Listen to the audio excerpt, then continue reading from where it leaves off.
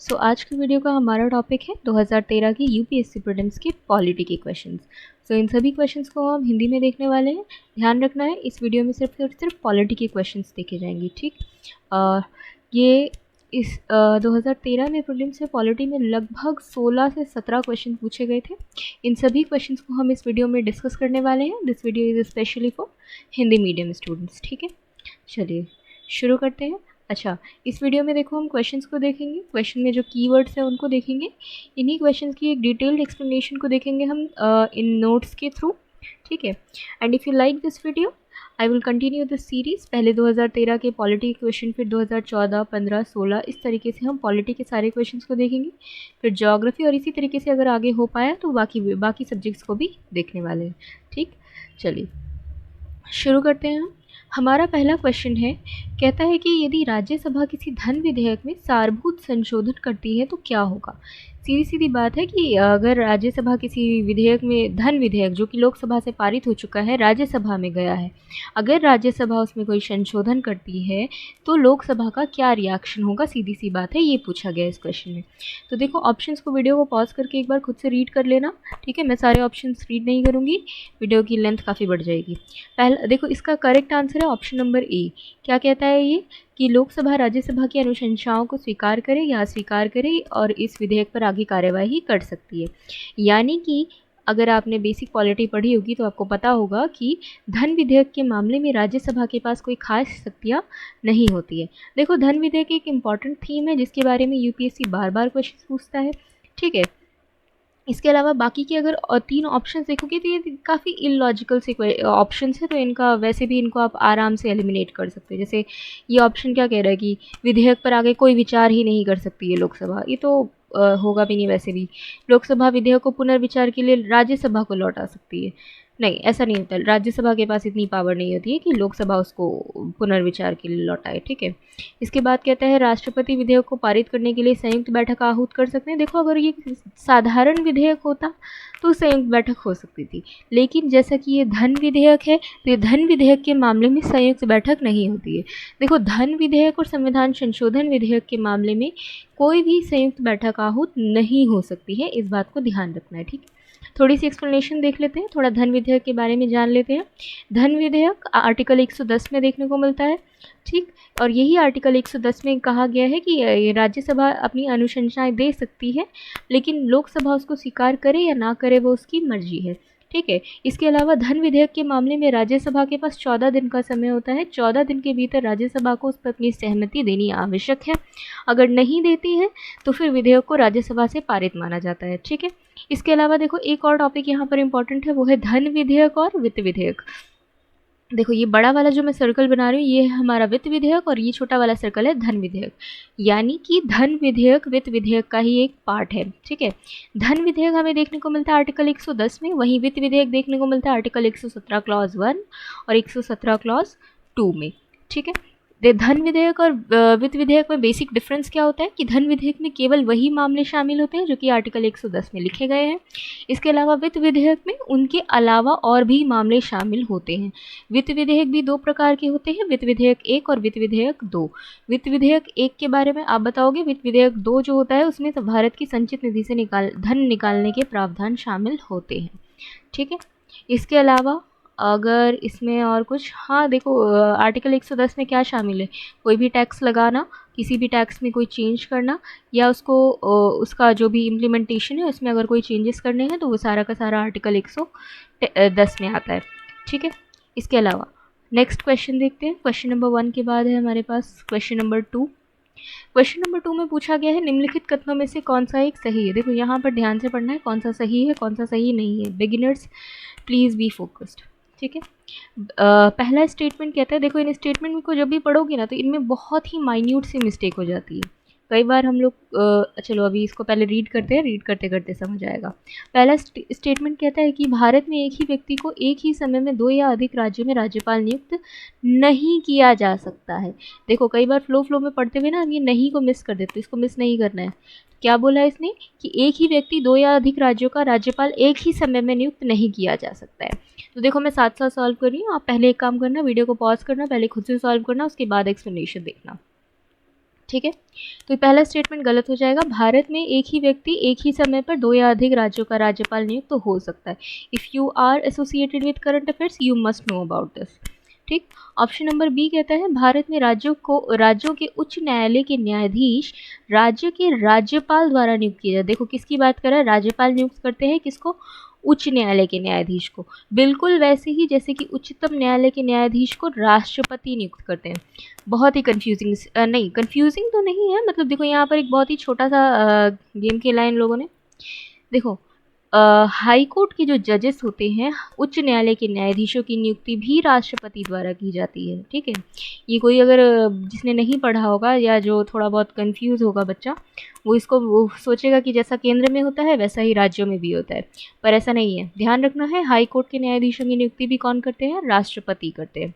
तो दूसरा स्टेटमेंट भी हमारा गलत हो जाएगा। ठीक, पूछा क्या है, कौन सा सही है, 2 स्टेटमेंट एलिमिनेट कर दिए, बचे 2 स्टेटमेंट। ऑप्शन नंबर डी अगर देखोगे तो विधायी व्यवस्था वाले संघ राज्य क्षेत्र में मुख्यमंत्री की नियुक्ति उपराज्यपाल द्वारा की जाती है बहुमत समर्थन के आधार पर, गलत है। मुख्यमंत्री की नियुक्ति राष्ट्रपति द्वारा की जाती है। ठीक है, ऑप्शन नंबर सी देखोगे तो भारत के संविधान में राज्यपाल को उसके पद से हटाने तो कोई भी प्रक्रिया अधिकथित नहीं है, ये बात सही है। राज्यपाल का पद कौन से आर्टिकल में देखने को मिलता है, आर्टिकल नंबर 153 में। ठीक है, लेट मी सी, यस 153 में। 153 में क्या कहा गया है, राष्ट्रपति नियुक्ति करेंगे। ठीक है, और राज्यपाल जो है वो राष्ट्रपति के प्रसाद पर्यंत, यानी जब तक राष्ट्रपति चाहते हैं तब तक के लिए पद धारण करेगा। ठीक है, उसे कैसे हटाया जाएगा इसकी प्रक्रिया संविधान में वर्णित नहीं है। ठीक, इसके अलावा देखो बाकी की स्टेटमेंट्स की एक्सप्लेनेशन दी हुई है, पॉज करके पढ़ लेना इसे। ठीक है, हाँ देखो मुख्यमंत्री की नियुक्ति राष्ट्रपति द्वारा की जाती है, आर्टिकल 239A। देखो एक और आर्टिकल है आर्टिकल 239AA, उसमें क्या है, उसमें दिल्ली का प्रोविजन है। ठीक है, तो उसको भी एक बार रीड कर लेना, पूछ सकता है। ठीक है, अब बाकी देखो हाई कोर्ट के जजेस की नियुक्ति भी कौन करते हैं, राष्ट्रपति करते हैं, और ये बात कहाँ लिखी हुई है, आर्टिकल 217 में। ठीक है, नेक्स्ट क्वेश्चन है हमारा question number 11। So where is this, yes ये रहा। बहुत इजी सा क्वेश्चन है, क्योंकि इन स्टेटमेंट्स को अगर आप ध्यान से पढ़ोगे, देखो पहले खुद से पॉज करो वीडियो, उसके बाद पहले खुद से सॉल्व करो, उसके बाद इसकी एक्सप्लेनेशन देखना। पहला स्टेटमेंट क्या कह रहा है, पूछ रहा है कौन सा सही है। तो पहला स्टेटमेंट क्या है, भारत के संविधान में संशोधन केवल लोकसभा में एक विधेयक की स्थापना द्वारा ही प्रारंभ किया जाता है। पूरा स्थापना मीन्स लोकसभा में रखा जाता है, सबसे पहले उसको केवल लोकसभा में ही रखा जा सकता है। यानी अगर किसी भी संविधान में संशोधन करना है तो ये वाला बिल राज्यसभा में सबसे पहले नहीं लाया जा सकता, केवल लोकसभा में लाया जा सकता है। तो ये बात गलत है। ठीक, संविधान संशोधन विधेयक में राज्यसभा और लोकसभा दोनों को ही समान शक्तियाँ प्राप्त होती है। ठीक है, पहला स्टेटमेंट गलत हो गया। फिर दूसरा कहता है यदि कोई संशोधन विधेयक संघीय चरित्र में परिवर्तन की मांग करता है, यानी हमारा जो स्टेट का फेडरल स्ट्रक्चर है यदि उसमें कोई बदलाव की मांग करता है तो उसके लिए भारत के सभी राज्यों के विधानमंडल द्वारा उसका समर्थन किया जाना चाहिए। तो ये बात भी गलत हो जाएगी। ठीक, कैसे, सभी राज्य नहीं, सभी राज्य नहीं चाहिए होते हैं। कितने राज्य चाहिए होते हैं, आधे राज्य चाहिए होते हैं। ठीक है, अगर फेडरल स्ट्रक्चर में कोई चेंज करना है तो उसके लिए भारत के आधे राज्यों के अनुसमर्थन की आवश्यकता होती है। अच्छा, टेल मी, आधे राज्यों के अनुसमर्थन के लिए संविधान में कितना समय निर्धारित किया गया है। ठीक है, देखो तो इसका आंसर है कि संविधान में राज्यों की सहमति के लिए कोई भी समय निर्धारित नहीं किया गया है। ठीक, ये कितना भी लंबा प्रोसेस चल सकता है। अच्छा, बाय द वे संघीय चरित्र क्या है, संघीय चरित्र यानी कि जैसे कि फेडरलिज्म अगर आप पढ़ोगे, फेडरलिज्म का मतलब क्या होता है, शक्तियों का बंटवारा या राष्ट्रपति का पद या सर्वोच्च न्यायालय की शक्ति, है ना। यदि इन सब चीज़ों में कोई भी परिवर्तन करना है तो सर्वोच्च न्यायालय की शक्ति नहीं है, मतलब सर्वोच्च न्यायालय की शक्ति नहीं है, सॉरी इसको हटा देना है ऐसे।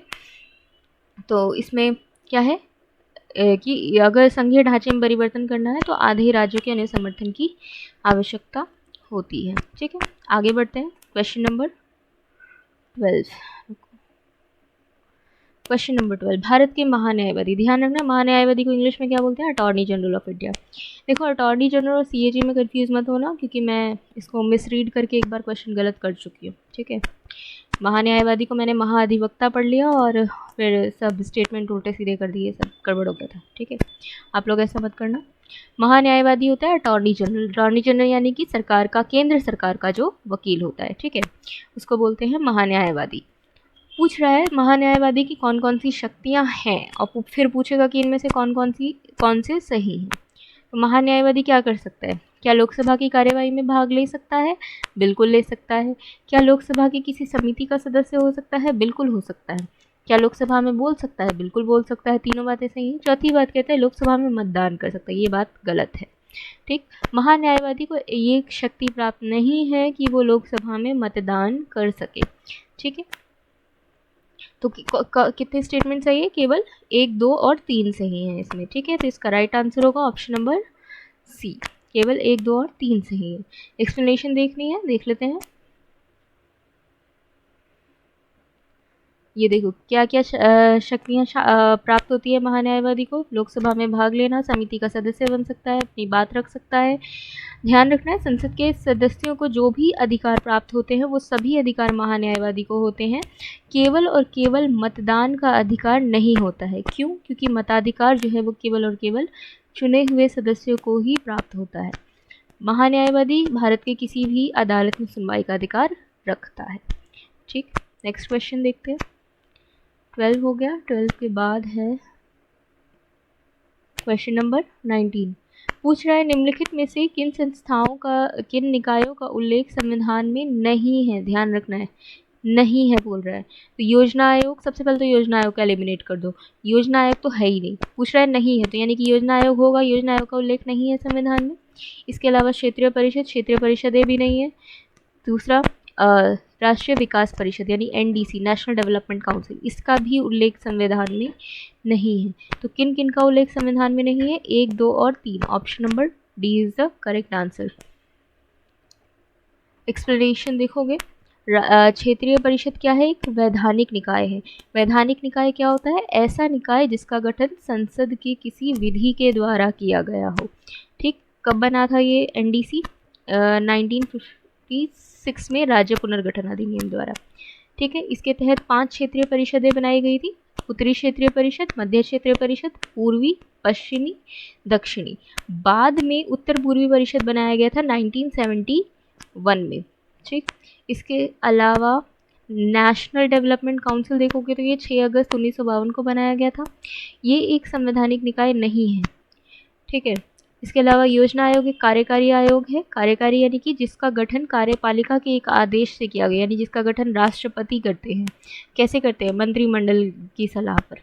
ठीक है, योजना आयोग एक कार्यकारी आयोग था। ठीक, नेक्स्ट है हमारा क्वेश्चन नंबर 21। ये रहा, वेरी इजी क्वेश्चन। संसद अंतर्राष्ट्रीय संधियों को भारत के किसी भी भाग अथवा संपूर्ण भारत में लागू करने के लिए कोई भी कानून बना सकती है। उसके लिए इसे क्या करना पड़ेगा? क्या सभी राज्यों की सहमति लेनी पड़ेगी? क्या बहुसंख्य राज्यों की सहमति लेनी होगी? या संबंधित राज्यों की सहमति लेनी होगी? या बिना किसी राज्य की सहमति से लागू कर सकते हैं? तो इसका राइट आंसर है ऑप्शन नंबर डी, बिना किसी राज्य की सहमति से। देखो, अंतर्राष्ट्रीय संधियाँ इंटरनेशनल लेवल से रिलेटेड है, और अगर हम स्केड्यूल 7 अगर देखोगे, जिसमें कि सेपरेशन ऑफ पावर है, शक्तियों का विभाजन, तो उसमें अंतर्राष्ट्रीय मामले जो है वो केंद्र सूची का विषय है। ठीक है, तो इस मामले में राज्यों को कोई भी शक्ति प्राप्त नहीं होती है। इसमें सारी शक्तियाँ किसके हाथ में होती है? संसद।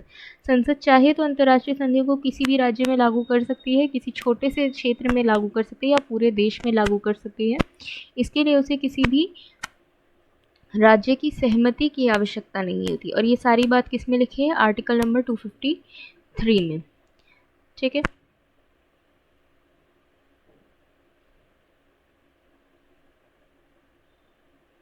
ठीक है, आगे देखते हैं। 21 हो गया। 21 के बाद है क्वेश्चन नंबर 25। कहता है सरकार ने अनुसूचित क्षेत्रों में पंचायती विस्तार अधिनियम यानी कि पेसा की फुल फॉर्म क्या है? पंचायती राज एक्सटेंशन इन स्केड्यूल एरियाज। ये अधिनियम 1996 में लाया गया था, और इसमें से कौन सा इसका उद्देश्य नहीं है, ये पूछा गया है। ध्यान रखना है, उद्देश्य नहीं पूछ रहा है। कौन सा नहीं है? स्वशासन प्रदान करना। देखो, पंचायती राज, नाम में ही पंचायत आ रहा है, पंचायत का उद्देश्य ही क्या है? स्वशासन, तो ये तो होगा ही होगा, तो इसको तो एलिमिनेट कर दो। दूसरा क्या कह रहा है? पारंपरिक अधिकारों को मान्यता देना। तो देखो, अनुसूचित क्षेत्रों की बात हो रही है, अनुसूचित क्षेत्रों में यानी कि अनुसूचित जनजाति के लोग रहते होंगे बेसिकली, क्या उनके पारंपरिक अधिकारों को मान्यता नहीं देंगे? ऑब्वियसली देंगे। तो इसको भी एलिमिनेट कर लो कि ये तो होगा ही होगा, ये पूछ रहा है कौन सा नहीं है। फिर कह रहा है जनजातीय क्षेत्रों में स्वायत्त क्षेत्रों का निर्माण करना। स्वायत्त क्षेत्र यानी कि ऑटोनॉमस एरियाज, ठीक है। ऑटोनॉमस एरिया कौन से होते हैं? स्केड्यूल 6 वाले राज्यों में ऑटोनॉमस डिस्ट्रिक्ट काउंसिल्स होते हैं जिनके अपने कुछ अधिकार होते हैं। स्केड्यूल 6 में अगर छठी अनुसूची में कौन कौन से राज्य हैं? छठी अनुसूची में 4 राज्य हैं। कौन कौन से? असम, त्रिपुरा, मेघालय और मिजोरम, ठीक है। तो ये वाला हो जाएगा इसका राइट आंसर कि पेशा का उद्देश्य कौन सा नहीं है? स्वायत्त क्षेत्रों का निर्माण करना, वो भी जनजातीय क्षेत्रों में। फिर ऑप्शन नंबर डी कहता है जनजातीय लोगों को शोषण से मुक्त कराना। तो ये तो बहुत ही ईजी सा स्टेटमेंट है, तो ये तो इसका उद्देश्य होगा ही होगा। कौन सा उद्देश्य नहीं है? ऑप्शन नंबर सी, जनजातीय क्षेत्रों में स्वायत्त क्षेत्रों का निर्माण करना, ठीक। अच्छा, पेशा कहाँ पर लागू होता है? स्केड्यूल 5 के राज्यों में, 5वीं अनुसूची के राज्य में। 5वीं अनुसूची में कितने राज्य हैं? 10 राज्य हैं, ठीक है। वहाँ पर पेशा लागू होता है, ठीक है। 73वां संविधान संशोधन आया गया था, लेकिन उसके तहत उसके बाद आता है 1996 में पेशा जनजातीय क्षेत्रों में, क्योंकि देखो 73वां संविधान संशोधन जो था वो जनजातीय क्षेत्रों में लागू नहीं था, ठीक है। पेशा क्या करता है? ग्राम सभा को पूर्ण शक्तियां प्रदान करता है, जैसे कि स्वशासन, भूमि अधिग्रहण, पारंपरिक अधिकार, लघु वन उत्पादों पर स्वामित्व या स्थानीय विवादों का समाधान इत्यादि, ठीक है। और लोगों को शोषण से बचाने के लिए कार्य करता है, ठीक है। और ये लेकिन ये स्वायत्त क्षेत्रों का निर्माण नहीं करता है, ओके। देखो ध्यान रखना है, अभी देखना इसी से रिलेटेड एक और क्वेश्चन हमको देखने को मिलेगा, ओके। अच्छा, इस पेपर में देखोगे तो एक ही क्वेश्चन 3 बार रिपीट हो रखे हैं, आई मीन सेम क्वेश्चन नहीं, मतलब कि जैसे कि किसी ऑप्शन में कुछ था, अगले क्वेश्चन में फिर वही आ गया है, ठीक है। किसी का क्वेश्चन का कोई कीवर्ड रिपीट हो गया है, तो इस तरीके की चीज़ें हमें इस पेपर में देखने को मिलेगी, ठीक। आगे बढ़ते हैं क्वेश्चन नंबर 25 के बाद नेक्स्ट क्वेश्चन नंबर 26। देखो फिर से आ गया यहाँ पे, इस बार पूछा है फॉरेस्ट राइट एक्ट 2006, अनुसूचित जाति एवं अन्य पारंपरिक वनवासी अधिनियम 2006 के अधीन व्यक्तिगत या सामुदायिक वन अधिकारों अथवा दोनों की प्रकृति एवं विस्तार के निर्धारण की प्रक्रिया को प्रारंभ करने के लिए कौन प्राधिकारी होगा? बेसिकली सामुदायिक वनों पर अधिकार वगैरह अगर देने की बात है तो वो कौन देगा? तो इसका राइट आंसर है ग्राम सभा, ऑप्शन नंबर डी। ये सारे अधिकार किसको प्राप्त हैं? ग्राम सभा को प्राप्त हैं, ठीक है। देखो लगभग थोड़ा थोड़ा पिछले क्वेश्चन जैसा है ना, जनजातियों की बात कर रहा है, अनुसूचित क्षेत्रों की बात कर रहा है, तो ये ऑलमोस्ट पिछले क्वेश्चन जैसा ही है, थोड़ा बहुत मिलता जुलता क्वेश्चन है, थीम सेम है इसकी भी।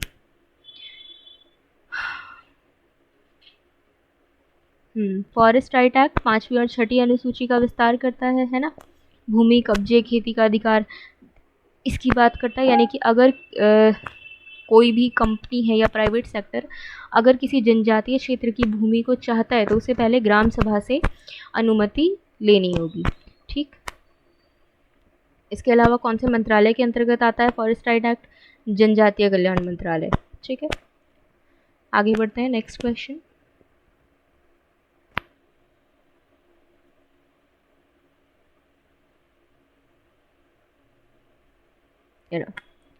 Again a very easy question. Bharat के संविधान के अनुसार निम्नलिखित में से कौन सा देश के शासन के लिए आधारभूत है? यहाँ पर देखो लास्ट लाइन, देश के शासन के लिए आधारभूत है, यानी कि देश में जो भी लोग सरकार जो शासन करेगी वो किनका पालन करेगी? क्या मूल अधिकारों का पालन करेगी? तो ध्यान रखना है मूल अधिकार क्या है? सरकार के विरुद्ध नागरिकों की शक्तियाँ या उनके अधिकार जो उन्हें सरकार के विरुद्ध प्राप्त है। तो क्या देश में शासन करने के लिए काम यूज़फुल है? नहीं। अगला मूल कर्तव्य नागरिकों के कर्तव्य हैं, तो इसका भी देश में शासन करने से रिलेटेड कुछ भी नहीं है ये। अगला राज्य के नीति निर्देशक तत्व, यस। इसके बाद मूल अधिकार मूल कर्तव्य ऊपर ही रिजेक्ट कर दिया इसको, तो ये तो वैसे भी नहीं होने वाला। Option number C is the correct answer, DPSP, राज्य के नीति निर्देशक तत्व। आर्टिकल 36 अगर आप पढ़ोगे तो उसमें क्या लिखा गया है कि ये राज्य नीतियाँ बनाते समय इनका ध्यान रखेगी, है ना। 28 था क्या? अच्छा मैं 30, अच्छा ऊपर का एक क्वेश्चन छूट गया, कोई नहीं उसे भी देख लेंगे। 38 की एक्सप्लेनेशन देख लेते हैं। मेरा राज्य के नीति निर्देशक तत्व, सॉरी आर्टिकल 37 में कहा गया है कि राज्य नीतियाँ और विधियाँ बनाते समय नीति निर्देशक तत्वों का ध्यान रखें। यस सॉरी, आर्टिकल 36 में ये लिखा गया है कि राज्य का अर्थ वही है जो आर्टिकल 12 में है। ठीक है, आर्टिकल 36 में राज्य की परिभाषा है। आर्टिकल 37 में कहा गया है कि राज्य नीतियाँ बनाते समय इन नीति निर्देशक तत्वों का ध्यान रखेगा। इसके अलावा समय समय पर राज्य ने इनका ध्यान भी रखा है, जैसे कि आर्टिकल 40 को ध्यान में रखते हुए पंचायती राज लाया गया था 1992 में। इसके अलावा प्रसूति सुविधा अधिनियम, अभी भी अगर आप देखोगे तो मेंस्ट्रुएशनल हाइजीन को आर्टिकल 21 में जोड़ा गया है, आर्टिकल 14 में जोड़ा गया है और आर्टिकल 21A में जोड़ा गया है। तो इस तरीके से समय समय पर नीति निर्देशक तत्वों को ध्यान में रखते हुए राज्य कानून बनाता है। ठीक, अब इससे पहले हमारा एक क्वेश्चन छूट गया था, उसको देख लेते हैं। Question number 28। ठीक, क्वेश्चन 28 छूट गया था, सेकेंड ये रहा। देखो पूछ क्या रहा है, भारत के संविधान के उद्देश्यों के रूप में आर्थिक न्याय का किसमें उपबंध किया गया है। सीधी सी बात है, आर्थिक न्याय कहाँ पाया जाता है ये पूछ रहा है संविधान में। पहला ऑप्शन उद्देशिका और मूल अधिकार, दूसरा उद्देशिका और राज्य की नीति उद्देशिका और राज्य की नीति निर्देशक तत्व, ऑप्शन नंबर सी मूल अधिकार और राज्य की नीति निर्देशक तत्व, ऑप्शन नंबर डी किसी में भी नहीं। तो किसी में भी नहीं तो हो ही नहीं सकता, भारत का संविधान है, आर्थिक न्याय की बात नहीं करेगा तो फिर किसकी बात करेगा, है ना। देखो अगर आपको उद्देशिका याद नहीं है तो याद कर लीजिए, वर्ड टू वर्ड याद कर लीजिए, इंग्लिश या हिंदी किसी में भी याद कर लो, काम आएगा, हमेशा काम आएगा। तो उद्देशिका को अगर आप याद करोगे तो उद्देशिका की शुरुआत किस तरीके से होती है, हम भारत के लोग भारत को एक संपूर्ण प्रभुत्व संपन्न समाजवादी पंथनिरपेक्ष लोकतंत्रात्मक गणराज्य बनाने के लिए तथा इसके सभी नागरिकों को सामाजिक आर्थिक राजनीतिक न्याय, देखो यहीं पे आ गया ना, सामाजिक आर्थिक राजनीतिक न्याय, तो आर्थिक न्याय आ गया, तो यानी कि उद्देशिका तो होगा ही होगा। ऑप्शन नंबर सी काट दो, एलिमिनेट हो गया, यानी उद्देशिका तो होगा ही होगा। इसके बाद कह रहा है मूल अधिकार और इसके बाद कह रहा है राज्य के नीति निर्देशक तत्व। देखो अगर आपने बेसिक पॉलिटी पढ़ी होगी तो आपको पता होगा मूल अधिकार जो है ये राजनीतिक अधिकार है और वहीं जो डीपीएसपी है वो आर्थिक अधिकार है। ये बेसिक डिफरेंस है फंडामेंटल राइट्स और डीपीएसपी में। ठीक, तो इसका आंसर क्या होगा, ऑप्शन ए एलिमिनेट हो जाएगा, ऑप्शन नंबर बी इसका राइट आंसर है। आर्थिक न्याय की बात कहाँ होती है, उद्देशिका और राज्य के नीति निदेशक तत्वों में बात होती है आर्थिक न्याय की, तो ऑप्शन नंबर बी इसका राइट आंसर है। ठीक, आगे बढ़ते हैं। 38 हो गया था हमारा, 38 के आगे देखते हैं।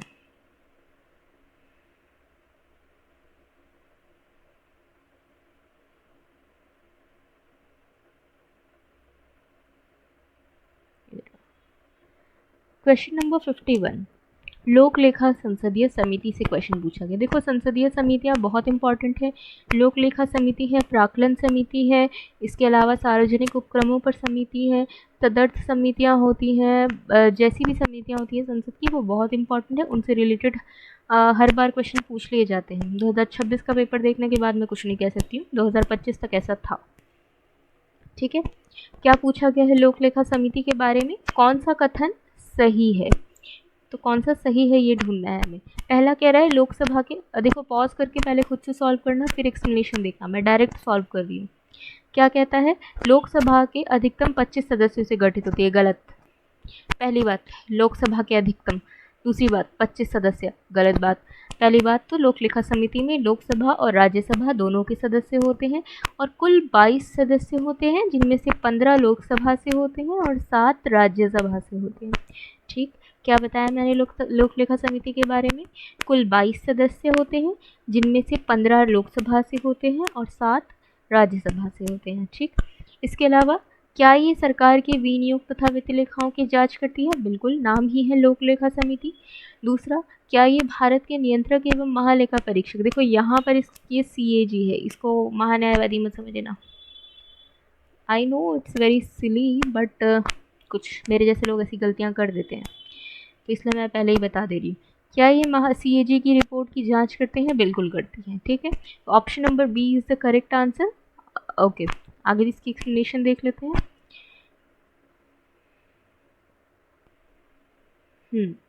तो लोक लेखा समिति के बारे में मैंने बता दिया, कब गठन हुआ था इसका, भारत सरकार अधिनियम 1919 के तहत 1921 में इसका गठन किया गया था। भारत सरकार अधिनियम 1919 कौन सा वाला है, मॉन्टेग्यू चेम्सफोर्ड वाला। सदस्य का चुनाव हर साल किया जाता है। इसका अध्यक्ष विपक्षी दल का नेता होता है। पॉइंट टू बी नोटेड, ये कौन सी समिति थी? लोक लेखा समिति। इसका अध्यक्ष हमेशा और हमेशा विपक्षी दल का नेता होता है। और एक और बात जो बहुत इम्पोर्टेंट है, कोई भी मंत्री लोक लेखा समिति का सदस्य नहीं हो सकता है। ठीक है, इसके अलावा देखो, ये तो हो गई लोक लेखा समिति। इसके साथ साथ दो और समितियों को डिस्कस कर लेते हैं। पहली है प्राक्कलन समिति। ठीक है, प्राक्कलन समिति की बात की जाए तो लोकसभा की सबसे बड़ी समिति है ये। कितने सदस्य होते हैं इसमें से? 30 सदस्य होते हैं, और 30 के 30 सदस्य लोकसभा में होते हैं, लोकसभा के होते हैं। ठीक है, प्राक्कलन समिति में राज्यसभा का कोई भी प्रतिनिधित्व नहीं होता है। प्रतिवर्ष लोकसभा के सदस्यों में से चुना जाता है, और प्राक्कलन समिति के अध्यक्ष जो हैं हमेशा और हमेशा सत्ताधारी दल के होते हैं।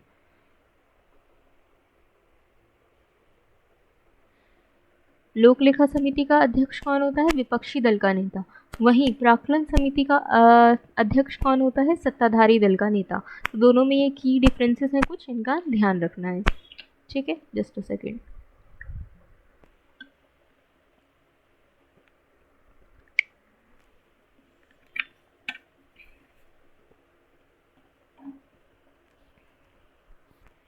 आगे बढ़ते हैं और अगली समिति देखते हैं। अगली समिति है सार्वजनिक उपक्रमों पर समिति। सार्वजनिक उपक्रमों पर समिति, ध्यान रखना है, कृष्ण मेनन समिति की सिफारिशों पर 1964 में स्थापित हुई थी। ये भी एक प्रकार की वित्तीय समिति है। इसमें भी कितने सदस्य होते हैं? 22 सदस्य होते हैं, 15 सदस्य लोकसभा और 7 राज्यसभा से। ठीक, और इसके अध्यक्ष की नियुक्ति लोकसभा अध्यक्ष के द्वारा की जाती है। आगे बढ़ते हैं, क्वेश्चन नंबर 59।